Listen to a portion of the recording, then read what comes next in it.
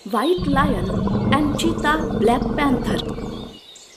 सफेद शेर सिम्बा, जो अपनी माँ शेरनी के साथ रहता था, जिसकी माँ चल फिर तो रही थी पर चुप सी हो गई थी। उसके मन पर किसी बात का बहुत बड़ा सदमा लग गया था, जिस वजह से सिम्बा अपनी माँ के लिए बहुत ही दुखी था। पता नहीं मेरी माँ कब ठीक होगी, कैसे उसे इस सदमे से बाहर निकालूं, कुछ समझ नहीं आ रहा। काश अभी पिताजी जिंदा होते तो वो सब ठीक करा देते। सिम्बा ने अपनी माँ का इलाज बड़े बड़े हकीम से करवाया था, पर उनका कोई असर नहीं हुआ। सिम्बा अपने बेटे की जिम्मेदारी और जंगल के राजा की जिम्मेदारी बहुत ही अच्छे से निभा रहा था। एक बार की बात है, एक दूसरे जंगल का सियार जंगल में आकर जानवरों का शिकार करने की कोशिश करता है। तब सिम्बा उस सियार को जंगल से बाहर कर देता है। सारे जानवर सिम्बा से मिलकर उसका शुक्रिया अदा करते हैं। तब हिरन कहती है, महाराज, आप बहुत ही ताकतवर हो और दयालु भी। आपको अपनी प्रजा की रक्षा कैसे करनी चाहिए ये पता है। आप अपने पिता के जैसे शक्तिशाली हो। ये तो आपका प्यार और विश्वास है, लेकिन मैं आपसे वादा करता हूँ कि मैं आप पर कभी आंच नहीं आने दूंगा। सारे जानवर सिम्बा का जय जयकार करने लगते हैं। तो दूसरी ओर दूसरी जंगल में ब्लैक पैंथर बगीरा रहता था। बगीरा सिम्बा के पिता का दोस्त था। बगीरा का एक दोस्त था जिसका नाम था चीता। एक दिन वो दोनों सिम्बा से मिलने उसके जंगल आते हैं। सिम्बा बगीरा का स्वागत बहुत ही अच्छे से करता है। तब बगीरा कहता है, अरे बेटा सिम्बा, तुम्हारा इस जंगल में अच्छा खासा नाम है, बिल्कुल तुम्हारे पिता के जैसे। वैसे बेटा, तुम्हारी माँ कहाँ है, दिखाई नहीं दे रही। तभी वहाँ शेरनी आती है।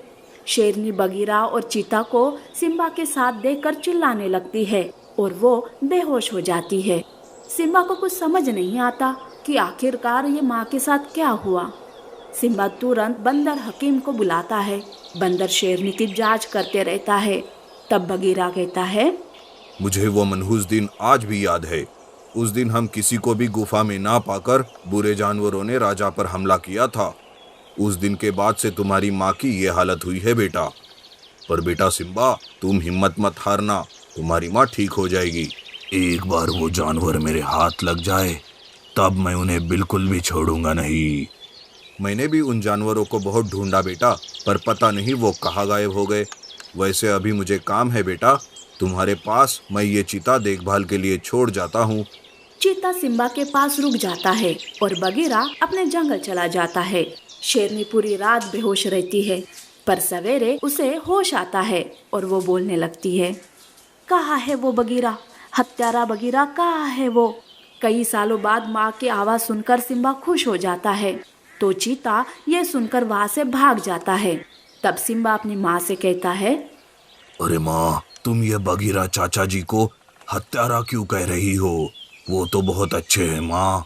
सिम्बा बेटा, तुम ठीक तो हो ना?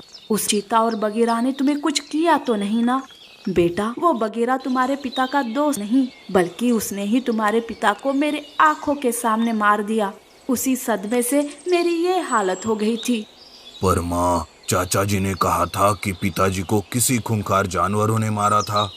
बेटा, उन जानवरों को बगीरा ने ही लाया था। वो तुम्हारे पिता को मारकर इस जंगल का राजा बनना चाहता था। वो मुझे भी मार देना चाहता था बेटा, पर तभी वहाँ सभी जानवर आ गए और बगीरा ने अपना नाटक शुरू कर दिया। वो बगीरा और चीता की ये सब चाल है बेटा। क्या वो बगीरा इतना बड़ा धोखेबाज होगा? ये तो मैंने कभी भी नहीं सोचा था माँ। अब मैं उन दोनों से अपने पिता की मौत का बदला लेके रहूंगा। उस दिन सभी को सारी सच्चाई पता चल जाती है। उधर वो दोनों उस जंगल से भागने की तैयारी में थे कि तभी सिम्बा उनके सामने आता है।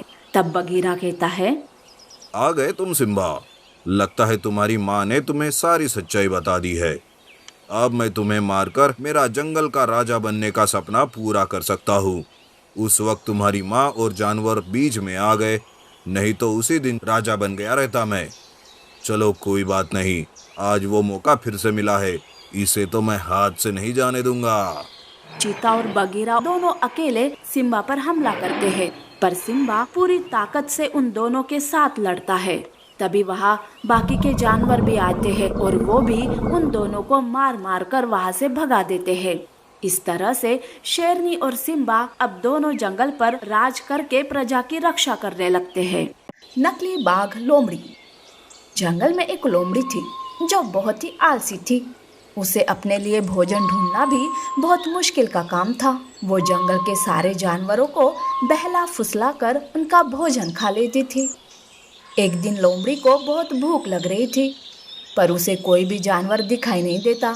तब वो अपने मन में सोचती है, अरे ये जानवरों को क्या हो गया है, कहाँ चले गए सबके सब, एक भी दिखाई नहीं दे रहा है। यूं वो सोचकर खुद ही भोजन ढूंढने निकलती है कि उसे रास्ते में एक सफेद बाघ की पोशाक मिलती है। लोमड़ी बाघ की पोशाक को देखकर अपने मन में सोचती है, अरे वाह, बाघ की पोशाक, मैं इसे पहन लूँ तो सब मुझे देखकर डरेंगे और मुझे भोजन ढूंढने की भी ज़रूरत नहीं पड़ेगी। मेरी जिंदगी तो आराम से कट जाएगी। यूँ सोचकर वो उस बाघ की पोशाक को पहन लेती है और जंगल में घूमने लगती है। जंगल में सारे जानवर सफेद बाघ को देखकर चौंक जाते हैं। तब हाथी कहती है, अरे सफेद बाघ, हमारे जंगल में, मैंने तो तुम्हें पहले कभी नहीं देखा। कौन हो तुम कहाँ से आए हो? हाथी की ये बात सुनकर लोमड़ी अपने मन में सोचती है, अरे बाप रे, ये हाथी तो बहुत ही चालाक है, इससे संभल कर रहना होगा। लोमड़ी यूँ सोच रही थी कि शेर भी वहाँ आता है। लोमड़ी शेर को देखकर डर जाती है। वो हड़बड़ाते हुए इधर उधर देखने लगती है। तब शेर कहता है, अरे वाह, कितना अद्भुत बाघ है। मैंने अपनी जिंदगी में ऐसा सफेद बाघ पहले कभी नहीं देखा। बाघ की ये बात सुनकर लोमड़ी को थोड़ी हिम्मत मिल जाती है। इतने में हाथी सफेद बाघ से कहती है, अरे तुमने बताया नहीं कि तुम कौन हो? महाराज, मैं पास के जंगल से आया हूँ। वो कुछ शिकारी मेरे पीछे पड़े थे तो मैं उनसे बचकर यहाँ आ गया। बस कुछ दिनों की बात है, जब मुझे लगेगा कि शिकारी चले गए तो मैं वापस अपने जंगल चला जाऊंगा। अरे आप तो हमारे मेहमान हो, जब तक आपका मन करे आप यहाँ रह सकते हो। वैसे आपके आने से हमारे जंगल की शान तो और भी बढ़ गई। शेर ये कह रहा था कि बाकी के जानवर भी वहाँ इकट्ठा हो जाते हैं। तब शेर बाकी के जानवरों से कहता है, देखो, जब तक सफेद बाघ जंगल में है उन्हें किसी भी बात की कमी नहीं होनी चाहिए। उनकी अच्छे से खातिरदारी करना, समझे? ये कहकर शेर जोर से दहाड़ मारता है। सारे जानवर शेर की बात मान जाते हैं और सफेद बाघ की खातिरदारी करने लग जाते हैं। दिन ऐसे ही गुजरते हैं। एक दिन हाथी और हिरन बाघ के पास आते हैं। तब हाथी कहती है, अरे बाघ जी, आपको यहाँ आए कई दिन हो गए, आपने हमारा जंगल नहीं देखा। चलिए हम आपको हमारे जंगल की सैर कराते हैं। अरे नहीं हाथी, अभी मेरा मन नहीं है, तुम लोग जाओ, मैं फिर कभी चलता हूँ। ओह माय गॉड टाइगर जी, आप यूँ बैठे बैठे बोर फील नहीं होते? अरे नहीं नहीं, बोर कैसा, मैं तो आराम से सो जाऊंगा। सफेद बाघ की ये बात सुनकर हिरन एकदम से कहती है, अरे ये डायलॉग तो हमारी आलसी लोमड़ी का है, पता नहीं कहाँ चली गई, पिछले कुछ दिनों से दिखाई नहीं दे रही है। ठीक है, चलो हम चलते हैं। ये कहकर हाथी और हिरन वहाँ से चले जाते हैं। सफेद बाघ अपने मन में सोचता है, मैं तो हाथी को बहुत होशियार समझ रही थी, पर ये एक नंबर की बेवकूफ़ निकली। चलो अच्छा है, इन दो बेवकूफ़ों ने मुझे नहीं पहचाना। यूँ लोमड़ी अपने आप में खुश हो रही थी कि उधर हाथी हिरन से कहती है, अरे दोस्त, तुम्हें ये सफ़ेद बाघ कुछ अजीब नहीं लगता? हाँ अजीब तो है, वो सफ़ेद जो है। अरे बेवकूफ़, मेरे कहने का मतलब है कि वो सफ़ेद बाघ ना तो वो जंगल में घूमता है और ना ही किसी से मिलता है। हाँ वो तो है, वैसे भी अगर वो जंगल में यूं ही फालतू में घूमता रहेगा तो उसका ग्लैमर खराब नहीं हो जाएगा? तुम भी ना कैसी बातें करती रहती हो। वैसे मैं भी यही सोच रही हूँ कि फालतू में घूमना छोड़ दूँ ताकि मैं भी सफ़ेद बाघ की तरह सफ़ेद हिरन बन जाऊँ। क्यों, क्या कहती हो? बस बहुत हो गया, चलो चलते हैं यहाँ से। यूं हाथी हिरन के साथ वहां से चली जाती है, पर उसके मन में सफेद बाघ को लेकर अभी भी शक था। हाथी उस रात सफेद बाघ पर नजर रखती है। रात बहुत बीत जाने की वजह से लोमड़ी अपनी बाघ की पोशाक निकालकर आराम से सो जाती है। ये देख हाथी अपने मन में कहती है, अच्छा तो ये बात है, अब देखो मैं क्या करती हूँ। अगले दिन हाथी शेर और बाकी के जानवरों को लेकर सफेद बाघ के पास आती है। सफेद बाघ इन सब को देखकर कहता है, अरे अब क्या हो गया जो ये सब मेरे पास आ रहे हैं। तब हाथी बाघ से कहती है, अरे बाघ जी, आप हमारे जंगल के मेहमान हो। हम सब चाहते हैं कि आज शाम आप महाराज की गुफा पर ज़रूर आइए। वो क्या है ना, हमारी मंत्री लोमड़ी कहीं दिखाई नहीं दे रही है, तो महाराज ने ये फैसला किया कि वो हिरन को अपनी मंत्री बनाएंगे। यह सुनकर लोमड़ी के होश उड़ जाते हैं और वो भूल जाती है कि वो सफेद बाघ की पोशाक में है।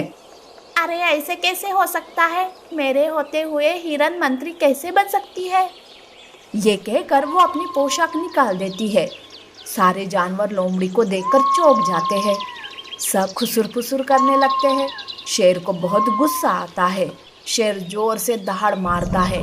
लोमड़ी तो डर के मारे वहां से भागते हुए कहती है, हे भगवान, मेरी तो पोल खुल गई। इससे पहले कि शेर मुझे कच्चा चबा जाए मैं तो यहाँ से भाग जाती हूँ।